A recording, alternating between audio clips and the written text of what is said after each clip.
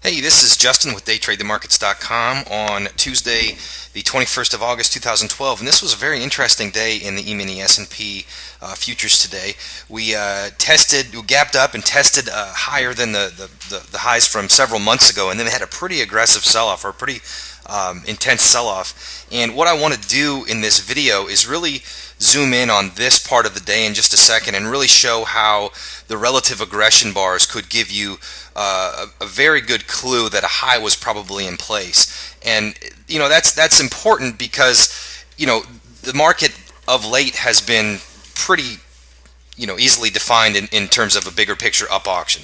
Most days if you were long you were going to be okay, and today all signs were pointing that way, but we definitely put at least a short-term high in place, and these relative aggression bars, which I'll show you in just a second, did a great job of actually showing the exact bar where it started.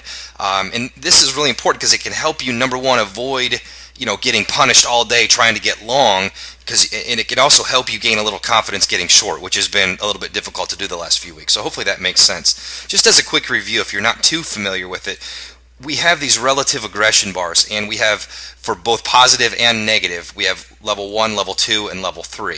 Okay, and so the level 1 bars are telling you there's moderate buying aggression or moderate selling aggression, and then these level 2 and level 3 are showing you strong buying aggression and extreme buying aggression, or strong selling aggression and extreme selling aggression. Obviously these colors can be changed, but this is kind of the first building block of our software. The software has a lot of components. It's got a filter, it's got real-time support resistance zones, it's got deceleration, it's got bigger picture context. But kind of the first building block we talk about are these relative aggression bars. And so let me zoom in and just take everything off of the chart except for the relative aggression bars real quick. Okay, so again, I've taken off everything but the relative aggression bars, and now I want to zoom in on kind of the first few hours of the day, because that's where some really interesting information and some evidence was present.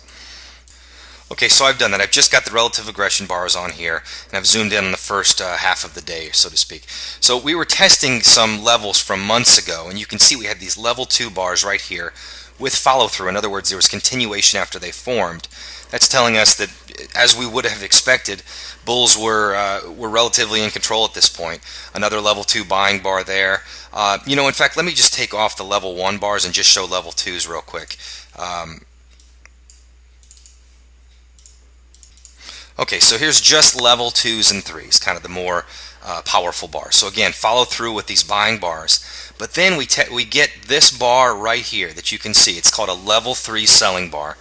You can see that was made when we were making basically highs of the day.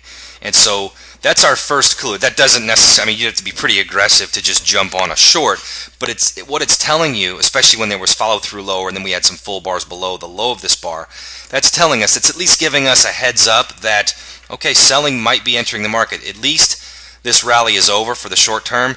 Now we want to see what happens. Then later on, 45 minutes later or so, we got an attempt by buyers, a level 2 buying bar that you can see was rejected immediately. There's actually a deceleration on that bar as well, but I've got that removed.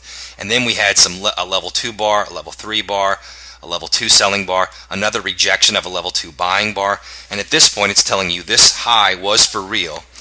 And what we've noticed over time is that about 70% of the time, if there is a level 3 bar on the high or low of the day that gets that has a reversal off of it, that 70 or 75% of the time that is the high of the day. So this is giving us pause that this could be the high of the day, and then we're just getting this confirmation with this rejection of the level 2 buying bar, follow through of the level 2 selling bar, follow through of the level 3 selling bar, follow through of the level 2 selling bar, rejection of this level 2 buying bar. So you can see, and again, follow through where this high of this bar holds of the level 2, rejection of this level 3, or excuse me, of this level 2 buying bar. You can see that all signs are pointing that while bulls have been in control for several days to several weeks, selling just stepped in on this day. That doesn't mean necessarily that we've made new highs for the long term, but on this day it was very clear using these relative aggression bars that sellers were in control. So again, what does that do for you? It helps you, if you're trying to buy pullbacks, if that's your strategy, this keeps you out of the way. It's telling you sellers have taken over control, and also can give you a little bit of confidence getting short.